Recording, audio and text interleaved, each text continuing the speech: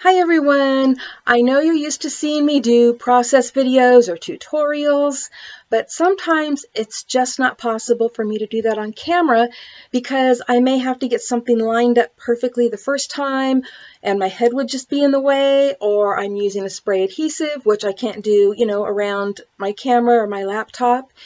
And so what I'm going to do today is show you a card that I made, and I'm going to talk to you about how I made it and what I used to make it. And I'm even going to put some links below in the description box to some of my Tuesday 2-minute tips and tricks videos that might help you with any questions you might have on how to make this card. So I hope you don't mind, and I would love to hear your comments on this. But for now, let's head on over to the craft table and get started. So this card is a double shaker card, and you can see all the shaker pieces in there, but there is a shaker that is in front and another shaker in back.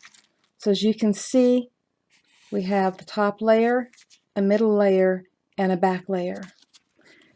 And I'm going to tell you everything that I used, and I'm going to provide you with some links, like I said, so that you can get some tips on how to do this.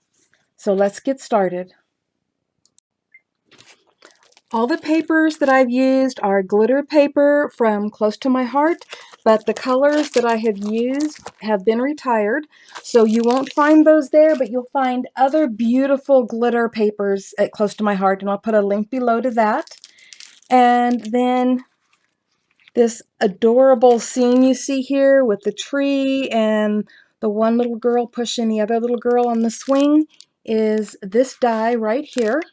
And this is from In Love Arts, and I'll put a link below to that as well as a discount code that you can use at In Love Arts.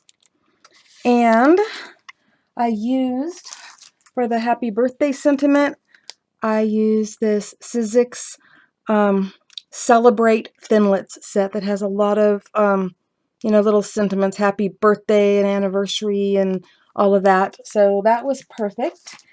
And for the acetate window, let me grab that. Move this out of the way for a minute. This is called True Bind. It's a premium binding cover is what they call it. It's clear PVC. It's 7 mil. And so it comes with the tissue behind it to protect it. But then you take it off and you have these wonderful clear sheets that are perfect for shaker cards. Now, you don't need me to give you details on sequins and seed beads and things like that. And also in there, you might see them, but there are little butterflies that I actually cut out myself with a punch and added those. So in the front shaker element, I just have this green, well, it is actually julep. It matches the glitter paper in the back. So it is from Close to My Heart, and it's just called a julep mixture, so kind of a mint green. And then in the second shaker element that's behind is where I have the butterflies and some pink seed beads. And so let's get started with how I did this. So for this card, I created 2 separate shaker elements. And for the front one, I used this die, but I cut off the swing and the girls and just used the tree. And I used an inlaid technique that I will share with you in links below in the description box, but also a link to this technique right here on the screen. And then for the second shaker element, I used the entire thing. And so you can see where the girls are back further in there. So it's kind of a shadow box effect. It's really cool. I love it. So what I did for the first one is instead of having a piece of cardstock behind the shaker element like you would normally have, I used another piece of acetate. So it's just like creating any other shaker element, which I will have links below in the description box to how to do that. But you just used a clear piece of acetate instead of using another piece of cardstock. And so once you've done that, you've got your shaker pieces in there and you've got the acetate put on the back after you've done the foam tape, the whole 9 yards. Then you create a second one the exact same way, only like I said, for that one, I used the entire piece. And then once I got that all together, then I glued them together. Now, there is a reason why I used extra acetate instead of just gluing it right onto the next piece. And that is because the glitter paper is rough. Even though the glitter doesn't come off, it is textured.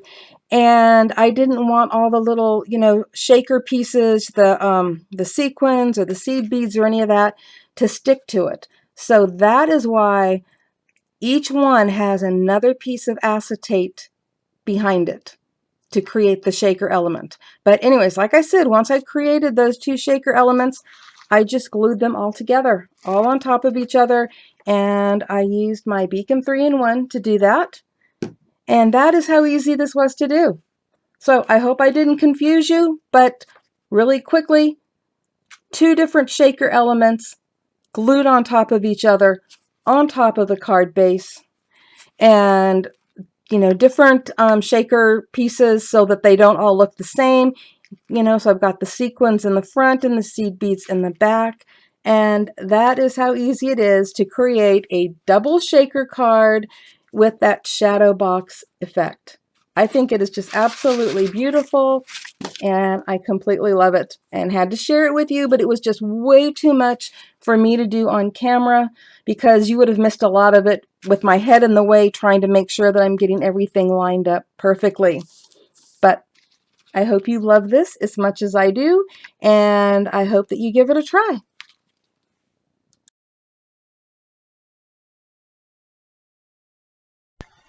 Thank you all for watching today, and don't forget there are links below in the description box. Just click where it says show more and it'll drop down and you are going to find links to the products that I used today, including a discount code to In Love Arts, and you will find links to some of my Tuesday 2-minute tips and tricks videos on making shaker cards and the inlaid part of making a shaker card. And you will also find a link to Crafter's Castle Challenge where you can enter your creations. Happy crafting, everyone. Bye-bye.